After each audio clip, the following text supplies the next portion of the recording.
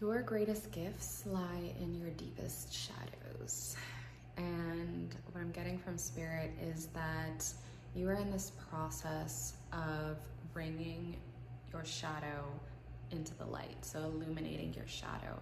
And I'm noticing the sort of yin and yang colors of the High Priestess card here. And I feel like the message from Spirit is that this is a deep, deep transformative process that you are undergoing. And they want you to focus on the light is what I'm getting. Because yes, your shadows, obviously they're very, like, you know, you've been through a lot. And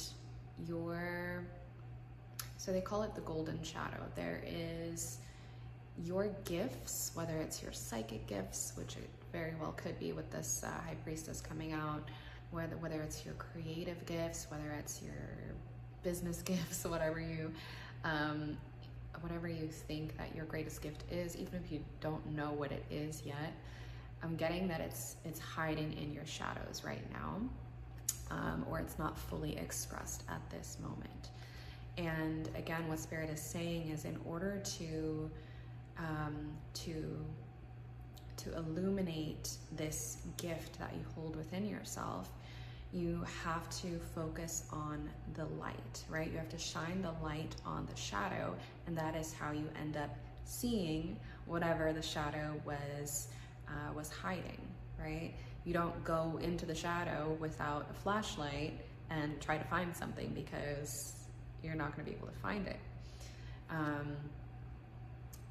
So they're saying focus on the light, which means focus on positivity, focus on joy, focus on the feeling of what would it feel like to express my purpose, right? What would it feel like to feel fulfilled, to serve others in the way that I want to, or to be successful, or to be in love, or those things, right? Like, focus in on the feeling of what would that feel like consistently, because it's like you are practicing that new state of being, right? You're practicing this aligned, higher state of being, while you have been in this state, this survival state, for a really long time.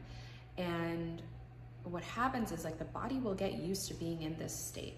So you will continually kind of bring up old stories, you'll relive old emotions such as anger, sadness, resentment, whatever the negative emotion is, loneliness, etc. And those things will kind of replay, because that is what your body is used to. That's your homeostasis, essentially. And the body will always want to come back to that, because that's what feels normal. And because you have not yet been in this state consistently, this higher state of being, this feels unknown currently to your body. So what you have to do is get your body used to feeling this state, and you do that by practicing it, right? And Spirit wants to address with you the feeling of loneliness, because this is something that pretty much everyone on a spiritual journey goes through at one point or another. And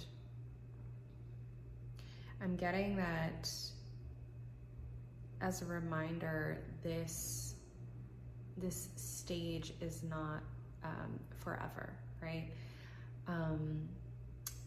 What loneliness is teaching us is how to reconnect with the divine, and how to reconnect with ourselves. Because you may have experienced this, but sometimes even in a group of people you can feel lonely. And it's not because there's something wrong with you, it's because your spirit is disconnected from your physical self. And obviously this is just an illusion, but it's important for you in that state to reconnect with the divine, to reconnect with the beauty in life, to reconnect with your worth, and your reason for being in a physical body at this time. So this is a really important sort of a lesson and thing that they're wanting to bring through for you, because just know that you're not going to feel lonely forever. It is just a temporary stage in this awakening process, and it is a really important lesson to learn. So if you do feel this loneliness, I invite you to connect with the divine, connect with yourself, go for a walk, connect with nature. All of those things will help you to feel the beauty in life, to feel the purpose of being here, right? Which is experiencing. Let's see what else we have. We have the Knight of Wands in reverse. And let's see what they're wanting to bring through with this. Okay, so I'm getting that it's okay to slow down. You don't have to like charge into battle all the time. It's okay to slow down and observe is what I'm hearing, especially when it comes to like drama in your life externally, because you are in a process of rearranging your whole reality. I'm seeing like weird things connecting and puzzles and all kinds of things. And it can get a little bit chaotic when that's happening. Remember to address your triggers, but try not to react, right? Because remember that whatever is happening in your external reality is just a manifestation of what you have created previously, right? Of your old thinking, your old state of being. So remember that and kind of detach yourself from it. Don't hold on to the stories that your mind is trying to, again, recirculate, because it's wanting to create those emotions that make you feel good, even though they're not good feeling emotions. Because it's used to those, right? Like the anger, the resentment, the, you know, what is it? Indignity? I don't know. Something like that. And yeah, so Spirit is urging you to slow down when you get triggered in any way, to breathe, to process, to allow yourself to feel the feelings, but then disconnect from the story and call in what you want to experience instead. What do you want to believe in order to create a new reality, right? What would you like to believe about your reality? Call that in, and then call in the feeling of having that thing. Because again, as you practice that state, you are calling in that state, but you have to do it consistently.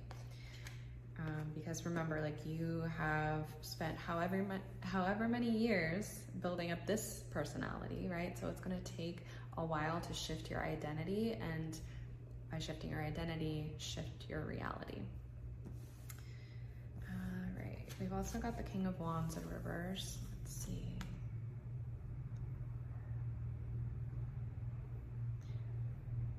Interesting. So